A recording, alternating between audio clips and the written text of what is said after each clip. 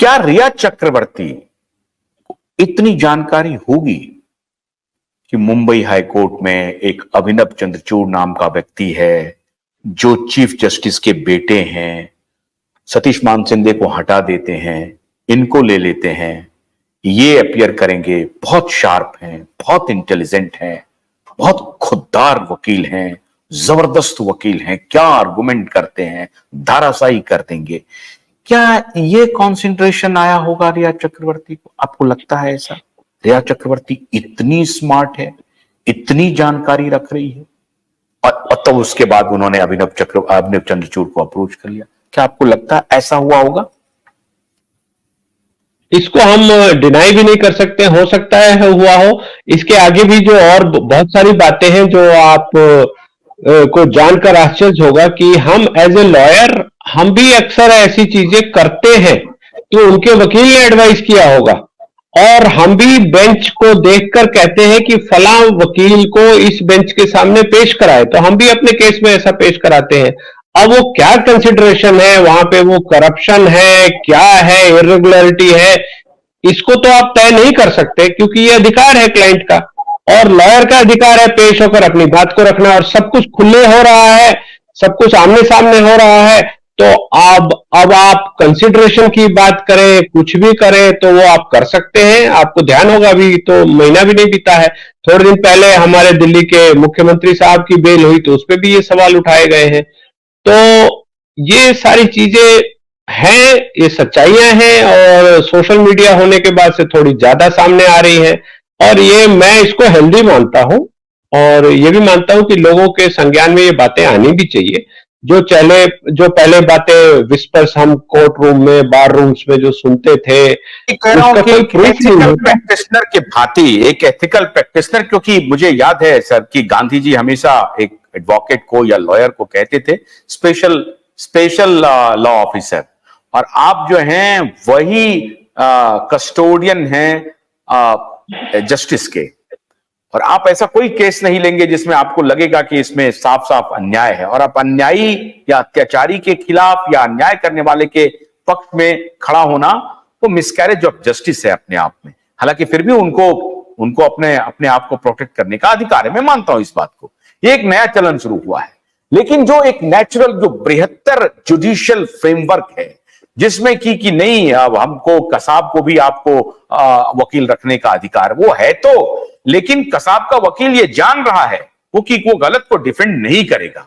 उसको मालूम है कि अगर उसने देखा है कि कसाब ने गलती की है तो हम उसको डिफेंड, हाँ ठीक है उनकी वजह से हम पेश हो रहे हैं, लेकिन हमारी वैसी दलील नहीं होगी कि हम कसाब को बचा लेकर के चले जाएं। ऐसी जो प्रक्रिया है, क्या वकील को ऐसा करना चाहिए कि साफ साफ दिखे आपको कि ये गुनहगार है, और उसके बाद आप लगे हुए हैं कि नहीं नहीं मेरा पेशा ये कहता है कि आप अपने क्लाइंट के प्रति उत्तरदायी हो, जस्टिस के प्रति उत्तरदायी नहीं हो, न्याय के प्रति नहीं हो, कि न्याय कहां हो रहा है, क्लाइंट की। क्या वकील को ऐसा सोचना चाहिए कि नहीं, क्लाइंट के प्रति उत्तरदायी होना पड़ेगा, न्याय के प्रति नहीं?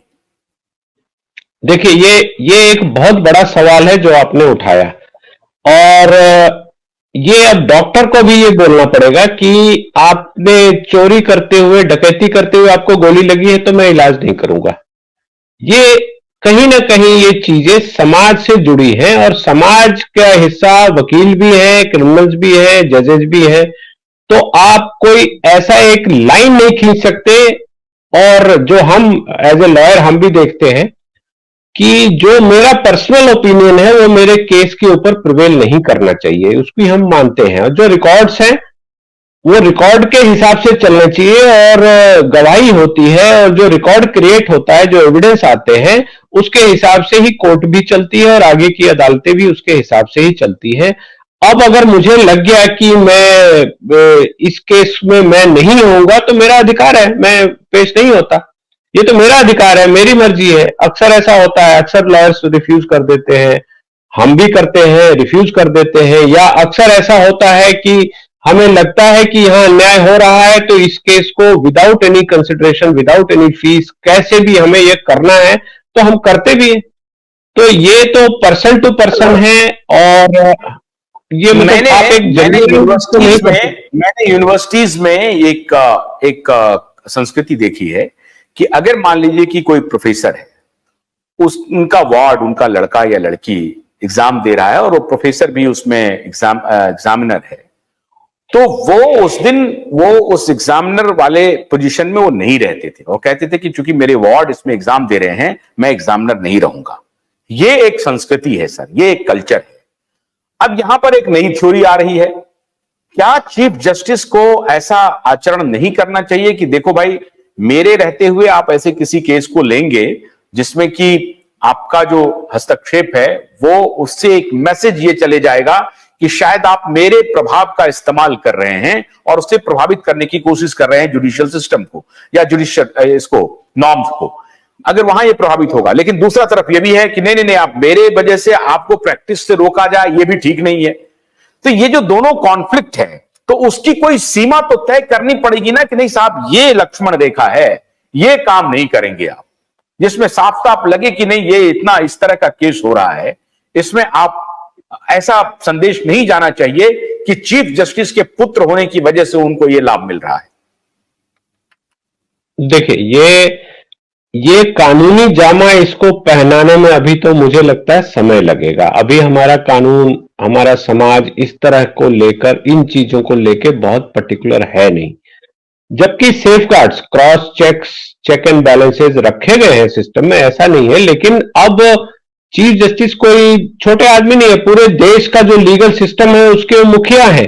तो उनके बेटा ने अगर सोचा कि मैं वकील बनूंगा, तो वो वकालत कहां करेगा?